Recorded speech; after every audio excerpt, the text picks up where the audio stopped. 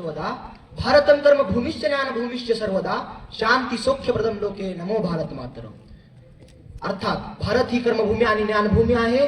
ती जगाला शांती आणि सुख प्रदान करणारी आहे. अशा या भारत मातेला मी वंदन करतो.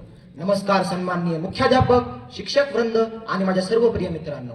आज 26 जानेवारीचा पवित्र दिवस जो आपल्या देशाचा प्रजासत्ताक दिन म्हणून साजरा केला जातो. हा दिवस आपल्यासाठी अभिमानाचा आणि देशभक्तीचा आहे. कारण या दिवशी 1950 साली आपल्या देशाने स्वतःचे संविधान लागू केले आणि भारत प्रजासत्ताक बनला. आपण भारतीय लोकांसाठी हा दिवस खूप महत्त्वाचा आहे. आपल्या संविधानाचे शिल्पकार डॉक्टर बाबासाहेब आंबेडकर आणि त्यांच्या सहकार्यांचे योगदान यासाठी नेहमीच आदराने स्मरण केले जाते. संविधानाने आपल्याला लोकशाहीचा मूलभूत अधिकार दिला, जिथे प्रत्येक नागरिक समानतेच्या अधिकाराने राहतो. आपले संविधान हे आपल्या देशाचा आत्मा आहे. डॉक्टर बाबासाहेब आंबेडकर यांच्या नेतृत्वाखाली तयार झालेल्या संविधानाने आपल्याला समानता, स्वातंत्र्य आणि बंधुतेचा संदेश दिला. आज आपण ज्या लोकशाही व्यवस्थेमध्ये जगतो त्यामागे या संविधानाचे महत्त्वपूर्ण योगदान आहे. आपल्या देशाला स्वातंत्र्य मिळविण्यासाठी अनेक क्रांतिकारकांनी बलिदान दिले.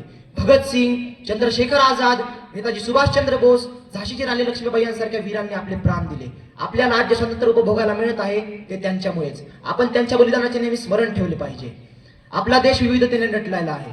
वेगवेगळे धर्म, प्रांत, भाषा आणि संस्कृती यांची एकता ही भारताची खरी ओळख आहे.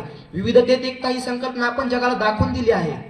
प्रजासत्ताक दिनाच्या निमित्तानं आपण ही एकता आणि बांधिलकी कायम ठेवण्याची शपथ घ्यायला हवी.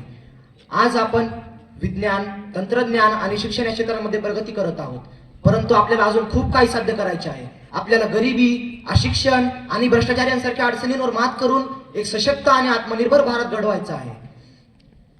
आपल्या देशाचा भविष्य काळ हा युवा पिढीच्या हातात आहे. आपण शिक्षणामध्ये प्रगती करायला हवी आणि एक जबाबदार नागरिक म्हणून देशाच्या विकासामध्ये योगदान द्यायला हवे. शिक्षण, महिला सक्षमीकरण, स्वच्छ भारत, पर्यावरण संरक्षण यांसारख्या क्षेत्रांमध्ये आपण सक्रिय सहभाग घेऊ शकतो.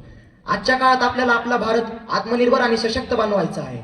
शिक्षण, विज्ञान, तंत्रज्ञान आणि पर्यावरण यांमध्ये प्रगती करून आपण भारताचे नाव जागतिक पातळीवर उज्ज्वल करू शकतो. तर चला आपण सर्व एकत्र येऊन भारताचे उज्ज्वल भविष्य घडविण्यासाठी योगदान देऊया. सर्व भारतमेव मम न द्रविडः न उत्तरः एको भारतवर्षोऽयं वयं भारतवासिनः. अर्थात माझ्यासाठी संपूर्ण भारतच माझे घर आहे. ना उत्तर ना दक्षिण, हा एकच भारतवर्ष आहे आणि आम्ही भारताचे नागरिक आहोत. जय हिंद, जय भारत, धन्यवाद.